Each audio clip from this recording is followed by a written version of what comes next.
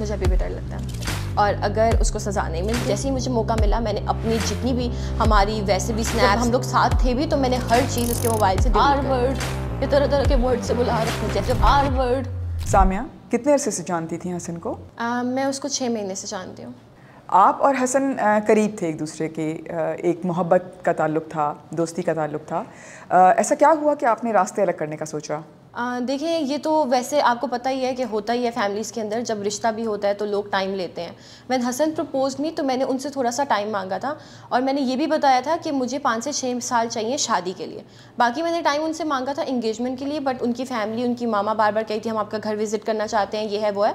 तो मैंने बहुत ज़्यादा कोशिश की कि मैं उनको रोकूँ, लेकिन वो रुक ही नहीं रहे थे। फिर Hasan propose me with a gold ring, तो हमारा वो रिलेशनशिप वहाँ से स्टार्ट हो गया था। बट 3 महीने पहले हसन, जब से ये सना वाला वाक़या हुआ, मैंने उनसे बैक ऑफ थोड़ा सा, क्योंकि ऑब्वियसली हर बंदा, हर माँ, हर बेटी डर गई थी, और सना मेरी बहुत अच्छी दोस्त थी जिसके साथ ये वाक़या हुआ, तो मैंने अपनी फ़ीमेल फ्रेंड से भी मिलना छोड़ दिया था। तो उनमें हसन भी था, तो हसन को ये लगा कि मैं इससे पीछे हट रही हूँ, या ये ही स्टार्ट फोर्सिंग मी कि नहीं मुझसे शादी करो, और नहीं करोगी तो मैं ये कर दूँगा, वो कर दूँगा। अभी भी जब मेरी मम्मा बीमार थी, वो मेरे घर आया और मेरी मम्मा के आया पूछने के लिए था उनको, और आगे से मेरी मम्मा को कह रहा है कि अगर आप इसकी शादी नहीं करवाएंगी मैं इसकी टांगें तोड़ दूंगा।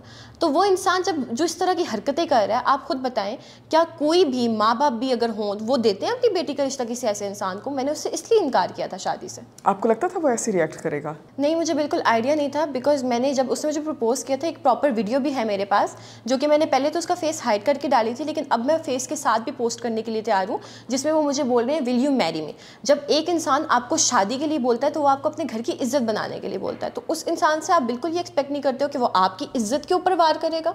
तो ये एक बहुत ही घटिया हरकत है जो उनकी तरफ से हुई है। वो क्या पॉइंट था जब आपने रियलाइज़ करना शुरू किया कि ये शख्स एब्यूसिव है और इसके साथ ज़िंदगी नहीं गुजारनी? ये 3 महीने पहले जब मैंने उनसे थोड़ा सा बैक ऑफ करना स्टार्ट किया, तो उसके बाद बहुत बार इस तरह होता था, वो ज़बरदस्ती मेरी गाड़ी में आ जाते थे। 1-2 बार तो मुझे अपार्टमेंट ले गए अपने एक दोस्त के साथ, वहाँ पर उनका दोस्त खड़ा देख रहा है, वो मुझे मार रहे हैं, निकाह के पेपर्स बनवा लिए हैं, साइन करो, ये करो, वो करो। बहुत सी ऐसी चीज़ें हुई हैं। मैं at the end of the day रो ही सकती थी और यही तसल्ली दी, ठीक है हसन हम करते हैं, मैं मम्मा से बात करती हूँ, हम शादी करते हैं, फैमिली को बिठाकर हम शादी करेंगे, मुझे इस तरह से निकाह नहीं करना, ये नहीं तुम मना कर दोगी, तुम ये कर दोगी। जो इंसान मुझ पे एक बार हाथ उठा सकता है, अभी आप केसेस देखें जो हो रहे हैं, वो औरत है, इकरा नाम है उसका, ठीक है, जिसकी आंखों के अंदर उन लोगों ने छुरे मार दिए सिर्फ इस बात पे, कैंची मार दी है सिर्फ इस बात पे, उसको कत्ल कर दिया कि जी वो बेटी पैदा करने वाली है। तो उस इंसान से कुछ भी आप एक्सपेक्ट कर सकते हो। तो मेरा ये बनता था कि मैं इस रिश्ते को एंड करती।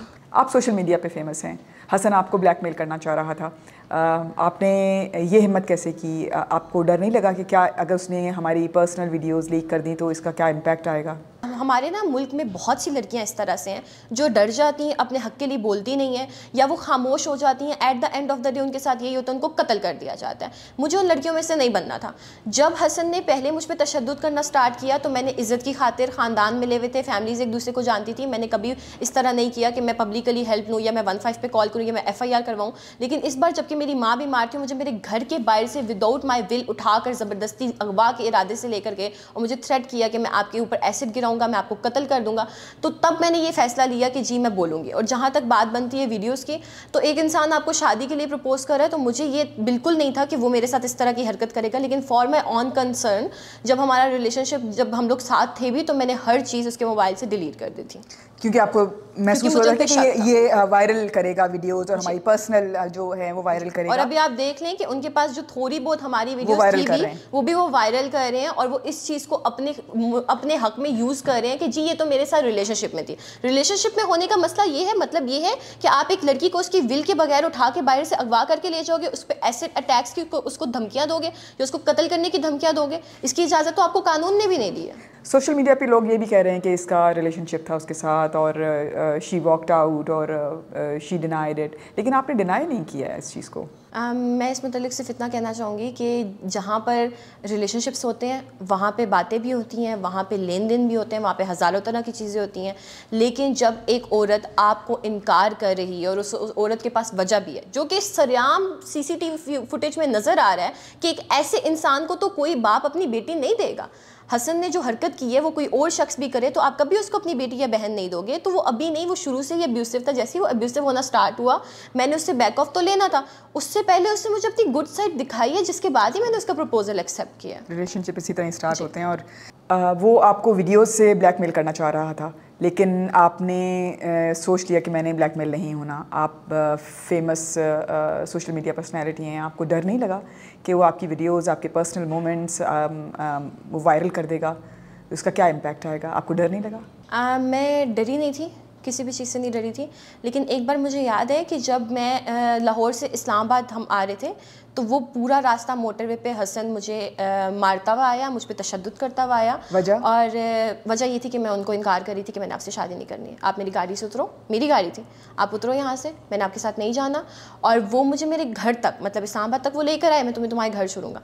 लेकिन हर 2 सेकंड 3 सेकंड, इससे ज़्यादा टाइम नहीं लगा, और वो मुझे हर थोड़ी देर के बाद थप्पड़ मारते थे, हर थोड़ी देर के बाद थप्पड़। और एक मर्द का हाथ बहुत भारी हाथ होता है, और मेरा ये पूरा फेस स्वेल हो जाता था। और वैसे भी औरत पे तशद्दुद करोगे नज़र आएगा।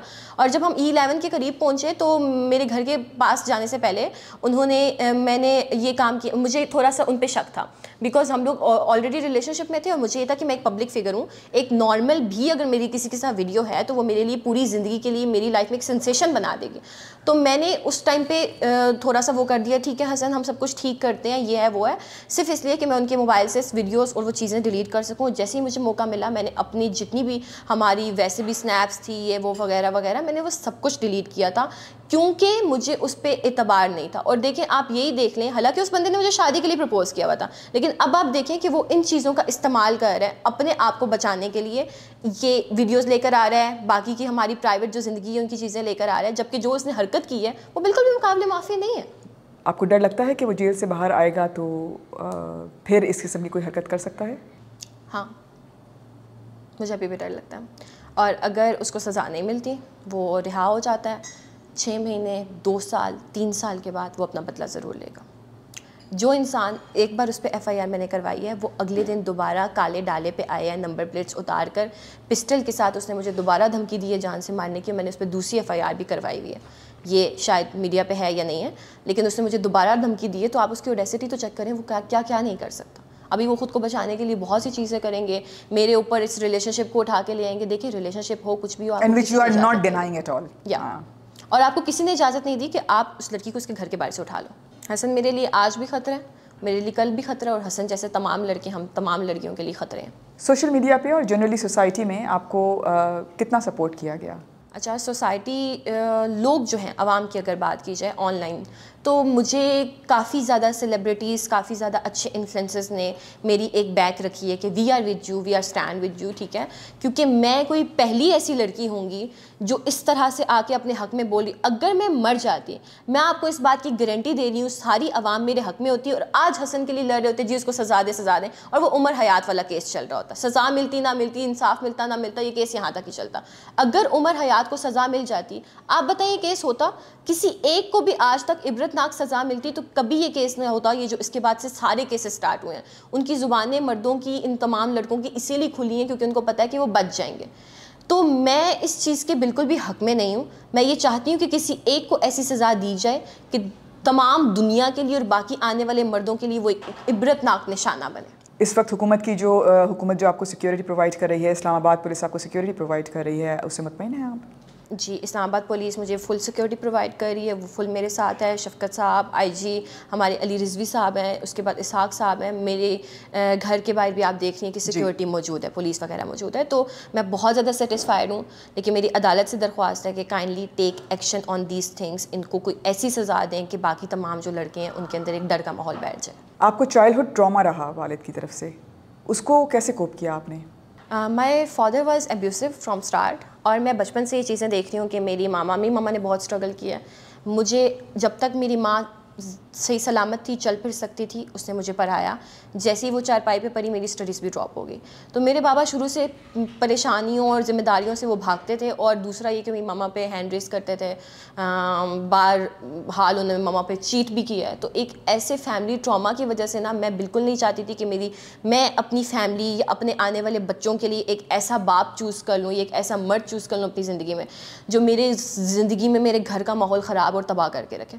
तो हसन को इनकार करने का भी मेन यही रीज़न था कि हसन एब्यूसिव था, और ऐसे मर्द के साथ कोई भी औरत ये डिज़र्व नहीं करती कि वो ज़िंदगी गुजारे। वालदा कब से बीमार हैं? मामा तो मेरी वैसे 7 साल से बीमार थी, जबकि वो बाबा के साथ थी। अभी 1 साल हुआ है कि मामा और बाबा गॉट सेपरेटेड। तो उस 1 साल में मैं मम्मा का इलाज माशाल्लाह से करवा रही हूँ सब कुछ, क्योंकि उससे पहले मैं बिल्कुल बच्ची थी, मुझे बिल्कुल आइडिया नहीं था कि मेरी मम्मा को क्या बीमारी है, कैसी बीमारी है, वो क्यों फेंट हो जाती हैं, क्या मसला है, पता ही नहीं था मुझे इन चीज़ों के बारे में। और जब अभी मैं कराची गई और पीछे से मेरी मम्मा का ब्लड 2 HP रह गया था, देन आई रियलाइज्ड कि वो एक ऐसी ज़िंदगी गुजारी थी ऐसे मर्द के साथ जो एक वैशी दरिंदों की तरह उन्होंने इनको रखा हुआ था। ऐसा नहीं होता, आपकी औरत है, आपकी जिम्मेदारी है, उसने आपके बच्चे पैदा किए हैं, कोई भी औरत ये डिज़र्व नहीं करती जो मेरी मम्मा के साथ हुआ है। उस सारे डर के बाद ऐसा कैसे हो सकता है कि मैं किसी को भी ये मशवरा दूं कि जी ठीक है आप ये मर्द है या आपको हाथी उठा रहा है, इट्स ओके, क्या हो गया, मार ही लिया ना। बड़े बड़े घरों में छोटी छोटी बातें नहीं, क्यों, कैसे? आप अपनी माँ को एक्सीडेंटली नहीं मारते, आप अपनी बहन को एक्सीडेंटली नहीं मारते, आप बीवी पे ही या अपने पार्टनर पे ही ये हक क्यों समझते हो कि आप उसको मार सकते हो? हमारी सोसाइटी में ये चीज़ें कम होनी चाहिए और इस पर हमें बात करनी चाहिए। और मैं उन तमाम लड़कियों को बोलूँगी काइंडली प्लीज़ बोलें इन टॉपिक्स के ऊपर, आप नहीं बोलोगे आपको इंसाफ नहीं मिलेगा। मुस्तकबिल में क्या करना चाहती हैं? देयर वाज एन कमेंट जो मैं कल पढ़ी थी, उसमें वो एक औरत थी जिसने कमेंट किया हुआ था कि ये तो बहुत स्ट्रॉन्ग है, क्या इसको ट्रॉमा नहीं है किसी चीज़ का, ये इसके शक्ल पे नज़र नहीं आ रहा। I am strong because I wanted to be strong, और मुझे स्ट्रॉन्ग बनना था। मैं रोना धोना कर सकती थी आके। कैसा शख्स चाहते हैं ज़िंदगी में जो ज़िंदगी का साथी बने?